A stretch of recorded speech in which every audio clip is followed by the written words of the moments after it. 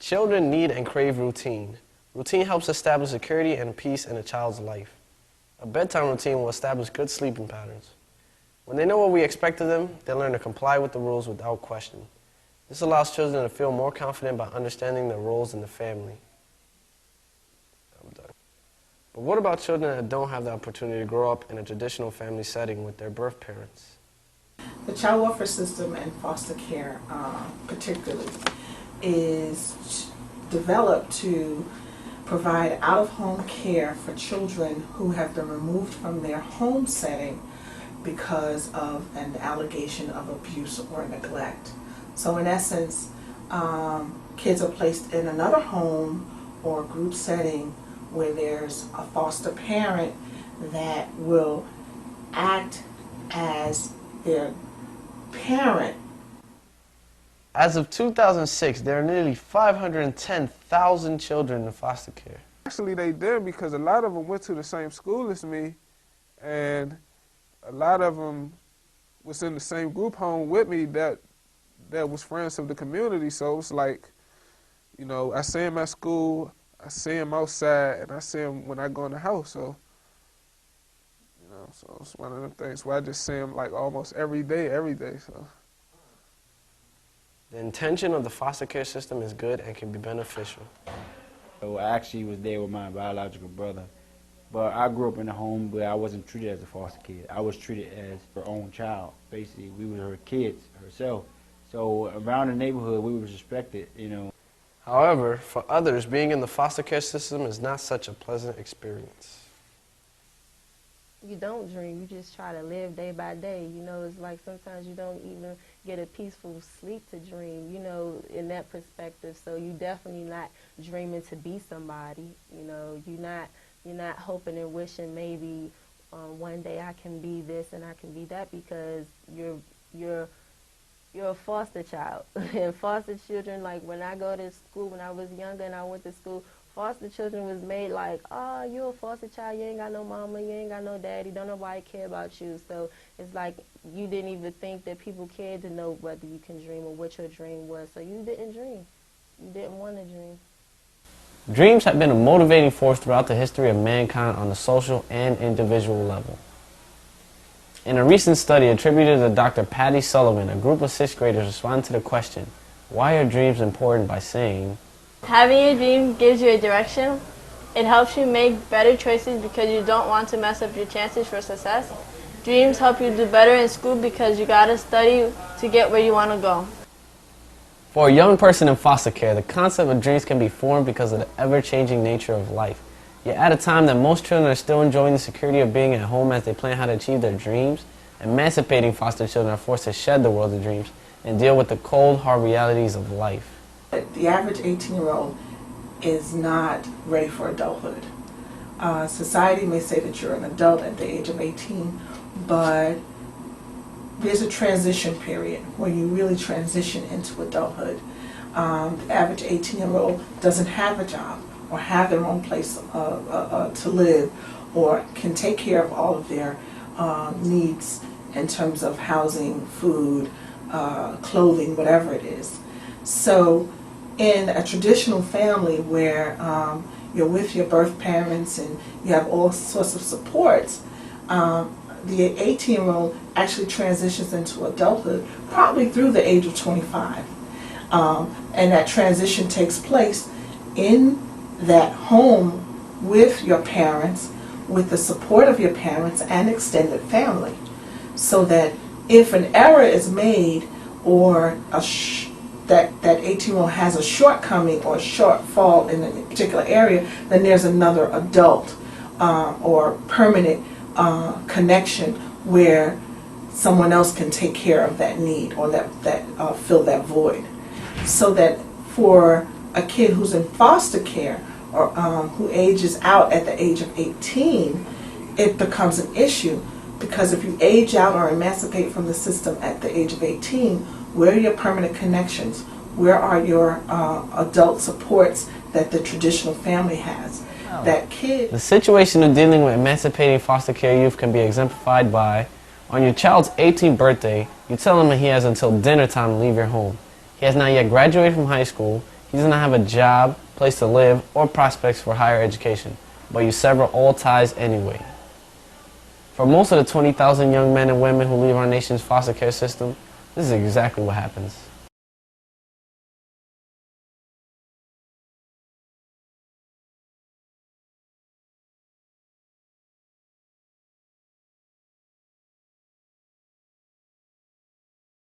Where can these young people go to get help with their dreams?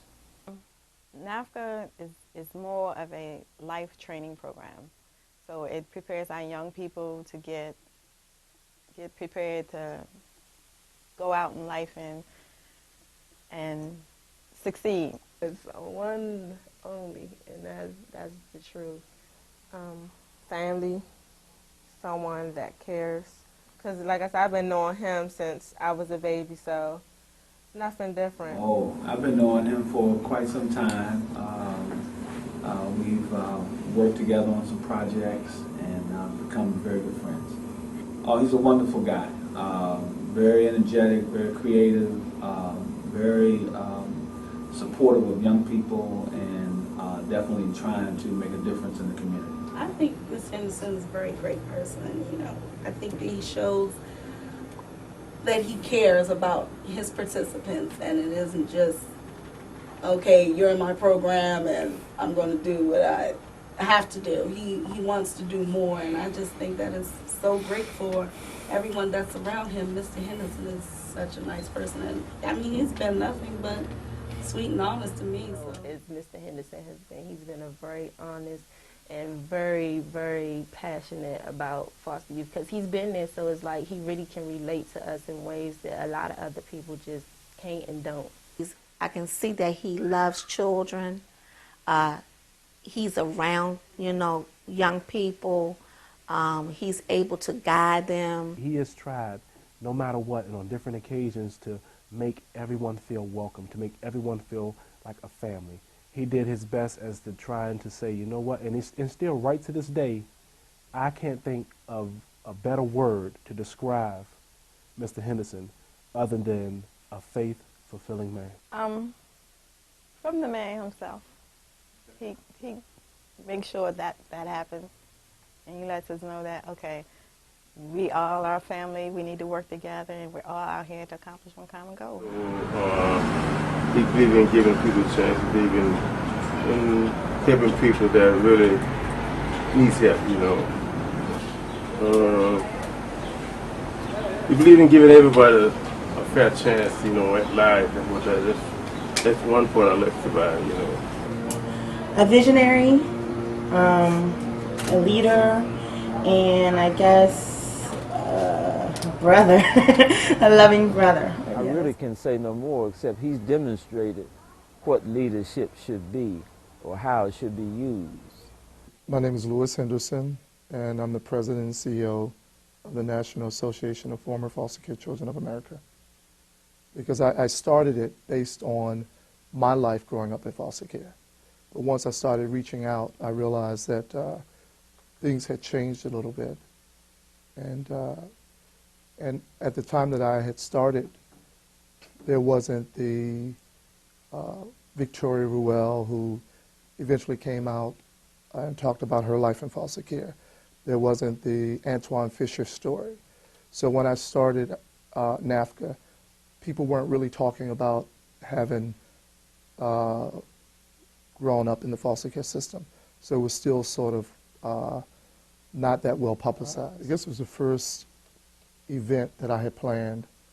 I had put on a Mother's Day event and was able to get the owner of the largest Chinese restaurant in Chinatown to donate the space, donate the food, and we brought together about 300 young people in the spirit of Mother's Day.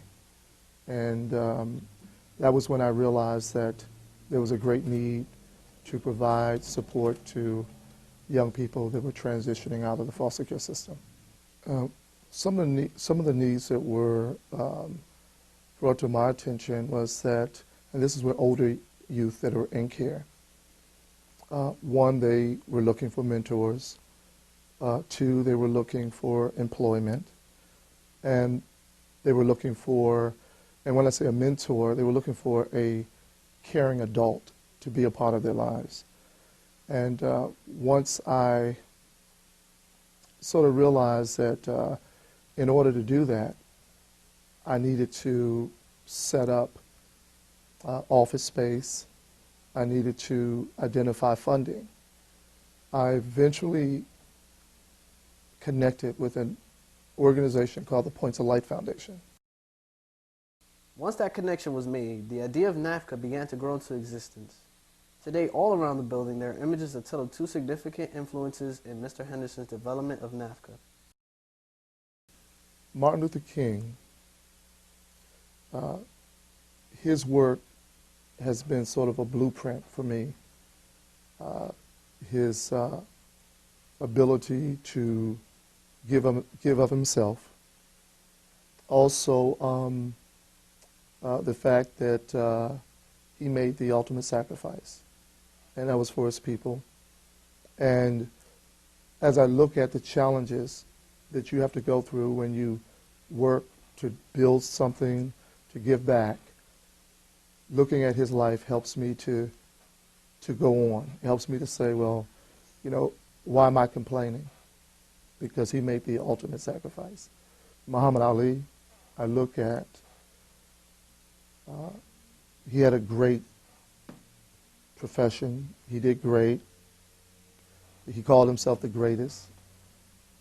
He did not have to speak out on issues that was affecting his people, but he did. And to me, that whenever you take a stand for what you believe in, to me that was greatness for me.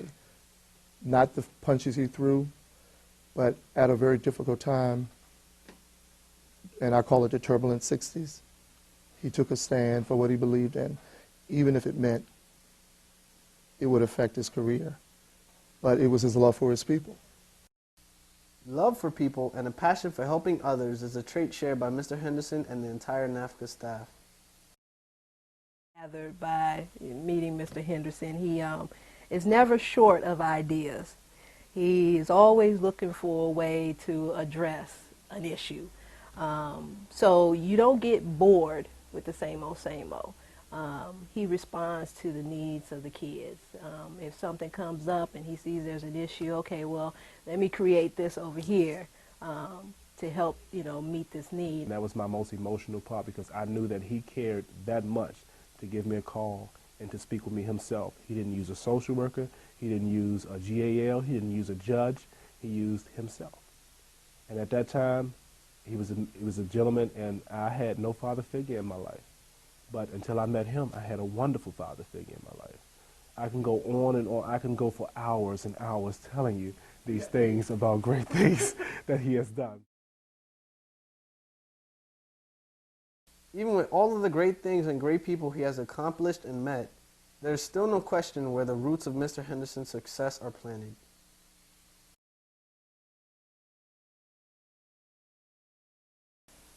That's what I know, and that's what I see. I think that that whole connection of togetherness and family and love is so essential to positive growth. And whether it's within an organization or whether it's within a family, it's necessary for positive growth. He is very family oriented. We get together all the time. Every Sunday we cook, somebody cooks, and we're eating. Yeah, all the time. My uncle is, how do I say, he's silly. He loves to play with us. We have a lot of fun together. We do a lot of family gatherings. Of course, when he's there, it's more fun because he's just very playful. Very stubborn. That's one way that I can describe. Always had a mind of his own. Always thinking. Oh, constantly thinking. Always. Funny. Always wanted to be the boss. And I know he started out working in management.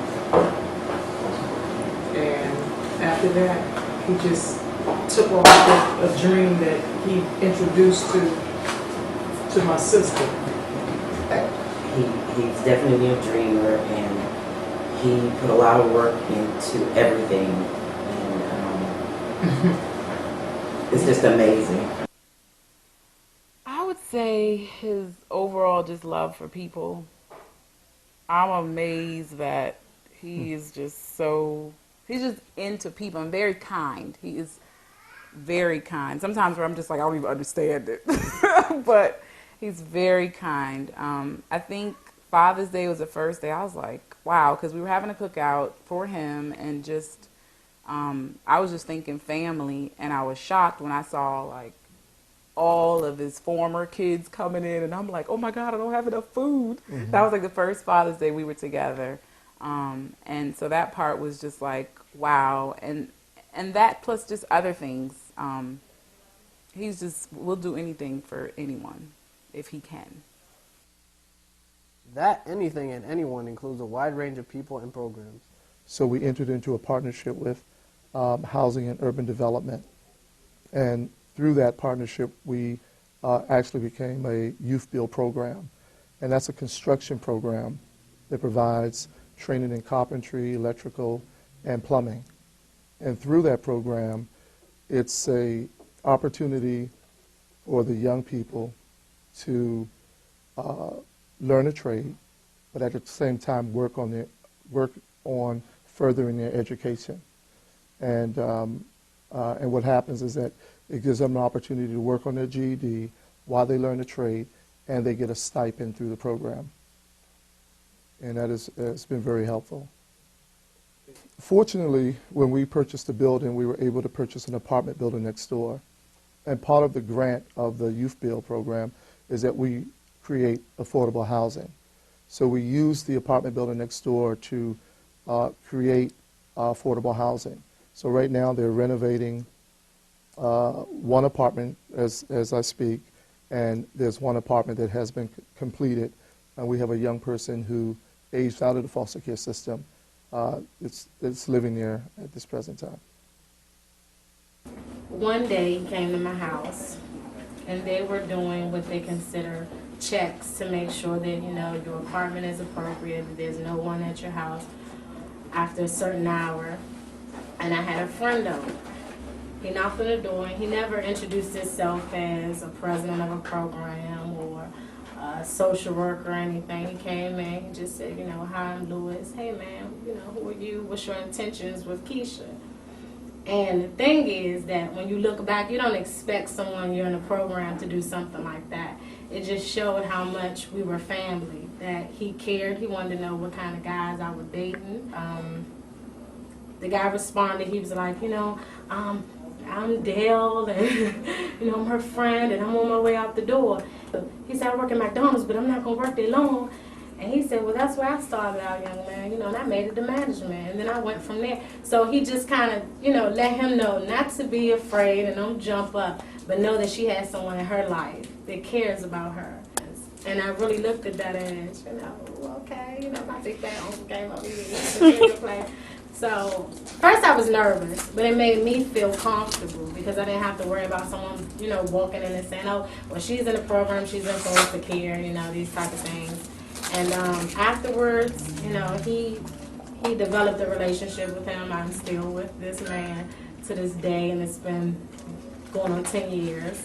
And I think it does have a lot to do with the relationship that I have with Mr. Henderson because he's always been around and he's always been a part of the things that's going on in my life. Mr. Henderson's ability to seize every opportunity to demonstrate his passion and determination to help others can be seen in more than just his dealings with individual participants. I created a boxing and fitness center. When I came into the building, it was like the basement floor was like a dungeon. Evidently, the dentist who had been there prior to me purchasing the building had just pulled up all the chairs, and there was pipes coming out of the floor with water everywhere. So I really thought very, you know, carefully and say, well, is this a place that I want to rent out to anybody, or is this, what could I do with this spot? So I decided that I would put a boxing and physical fitness center. So we decided to, I had a friend who was a carpenter. We came in and we built a counter. And that counter would be sort of the beginning of creating this boxing and fitness center. And now the fitness center has been up for at least 5 or 6 years. And we open it up to the staff, those who are part of the incubation center here, as well as the community. Well, when I initially moved into this building, all I saw this building, the way I saw using this building was just to provide services for foster children. And later I realized that the community was starting a revitalization project where they're looking to revitalize the area. And I realized that after doing this work for over 10 years, I had learned a lot about starting a business, maintaining it, identifying funding, and I felt it was something I could share to other social entrepreneurs and entrepreneurs. So I started renting out space and creating an environment where they could benefit from the infrastructure that was already in place. A lot of nonprofits don't have the ability to get space that has a boardroom or to have a lot of the other amenities. So I figured that we would be able to offer that infrastructure. We have grant writers on staff. A lot of nonprofits don't have a grant writer or developer. They don't know where to identify funding to meet the needs of the community that they're serving.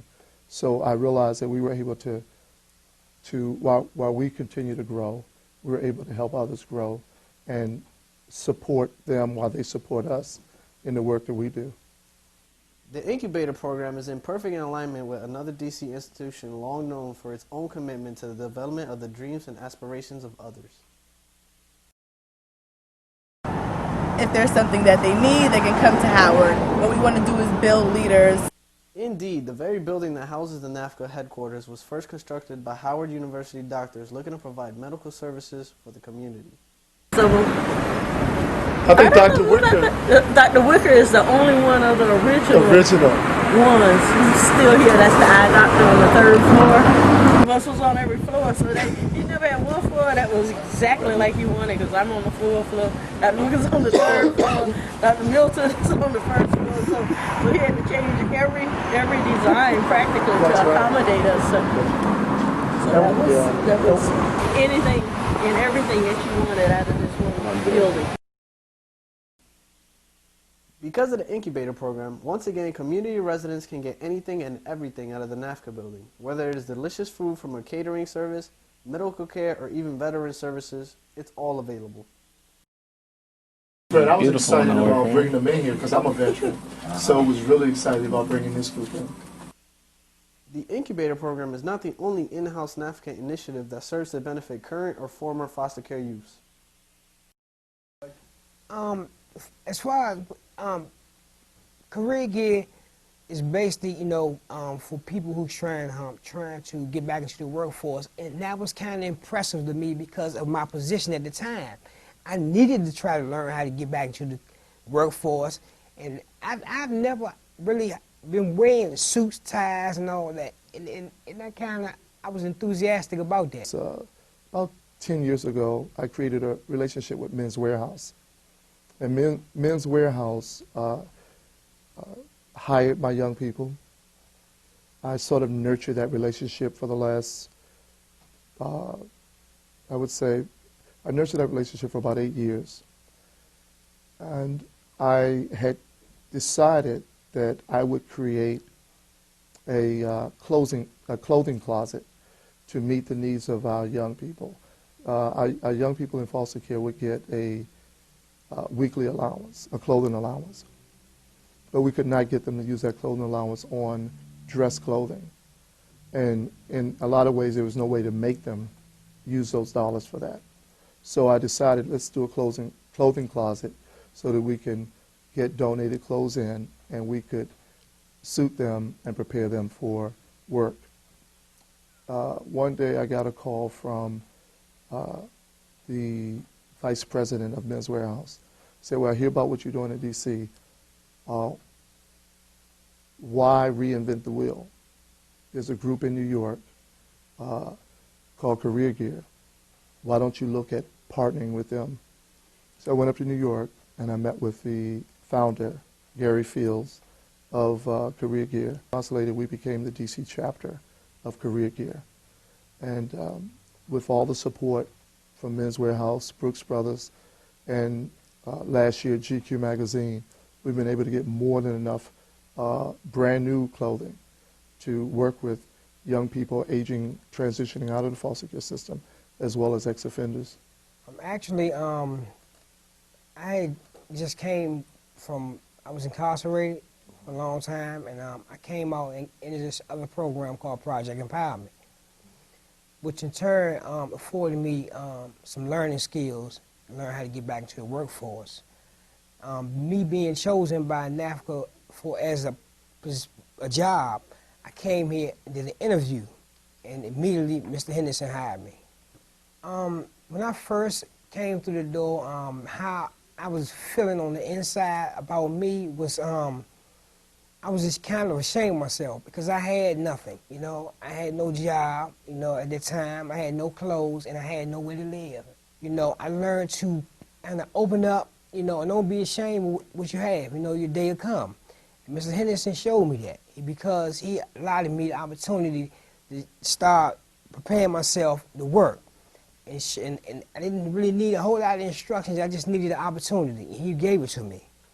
And at that time, you know, I opened up and I let him know my position and where I was. And he allowed me to, he gave me clothes, gave me things that I needed, you know, to help me feel good about me, you know, and I appreciate that. So what are you doing now, then? Actually, now I'm in the clothing room where the donations come in at, and what I do is I actually sort them out, hang them up, and prepare them for people who need them. Get them prepared for the people who may need them for whatever reason they need them for. Hakia, she was like, when I first came here, Hakia was one of the first people that I started with in the group home. And I worked with her all the way through her emancipation. And she didn't have her GED, but before she emancipated, she did manage to get that. Jamal, he's working now. He was one of my rough kids, but he did a good job. He's out there, he's working. He works for a good construction company. He's doing good right now. It's a good feeling to watch the kids that you work with accomplish their goals in life. And you see that once they leave here, they are successful. One of the things that I've come to realize that, and I listen, NAFFCCA means something different to so many people. For some, it's employment. For some, it's being connected to a family. For some, it's an opportunity to collaborate with the organization. For others, it's a community-based organization. So I've come to sort of realize that what has been created, it has benefited people differently, and as well as myself. And there's so much more room for growth. I think our greatest challenge would be being able to find funding to do all the things that we want to do and that we have plans to do. Because we are a nonprofit, so we rely heavily on grants and donations and fundraising. And without having an outside set of support systems to be able to assist with that while we work on the day-to-day and making sure the programs that we have continue to run, that's the biggest challenge for me. Yet for a man with the proven record of overcoming obstacles to reach his dreams and help others do the same, one fact is very obvious. Mr. Henderson doesn't take no for an answer very easily. His determination has earned him the respect and admiration of people of all ages. And every time I see him today, I give him a hug. I say, I don't know. I say, I'm going to grow up to be like you. But one thing I can say about that man in there is that regardless of what, he never gives up. He never gives up. And to me, he's a hero in my book, because somebody that never gives up means they're committed. And as long as you're committed, that means your heart is in it. That means you have the passion, the thrill, the drive, the enforcement for it. And as long as you have that, no matter what, if that can be instilled in one person, which he did in me, then how many other lives can he help? I'm a true believer that you sort of plant the seed, and as you build and nurture and cultivate the land or whatever where you planted the seed, eventually it grows, and it grows into what you anticipate it to be. Because Mr. Henderson cultivated his dream, NAFFCCA has produced positive fruits in the form of successful young people with an eye to the future. I like to see NAFFCCA go and do bigger and better things as far as, getting more kids involved, making it more global and setting up more IOPs across the country for youth, because, it's not just youth here, it's youth everywhere who needs programs like NAFFCCA to help them out and just, get them to be whatever they want to be. Basically, everybody needs somebody that cares, especially when you coming up in foster care and you feel like no one does care. So I would like to see every program that we are working to build really exist and really have youth take advantage of them. I would like to see the youth take advantage of everything that this building right here has to offer, because it's just beautiful. Contributing to the beauty and success of NAFFCCA is not difficult at all. You can either volunteer to provide support for the programs that we have. We're always looking for mentors for our youth. We're always looking for people to be a part of our advisory board. They have, input on things that they think would benefit the youth. And, a lot of what nonprofits do rely on the support and the connections of networking that their supporters or their advisory board members or board members have. And I think that that's one of the things that we could really use, is just more volunteers to do the things that we're doing. We're doing some great things, but they could be even better. From Youth Build and the GED program to the Incubator Business Initiative and Career Gear, and all the programs and initiatives in the NAFFCCA family. This is an organization with the commitment and ability to help people reach their dreams. You only need to take a look at the leader of the National Association of Former Foster Care Children of America to understand the organization's success and potential. Because he's already demonstrated and he's already proven what he can do with an idea. See, it's difficult to turn an idea in your mind into actual day-to-day reality, and he did that in our program. Because everything he dreamed about foster care, he actually turned into actual reality, something that we was actually doing every day. And that's difficult to do, is to turn a dream into reality. Which is exactly what they do at NAFFCCA.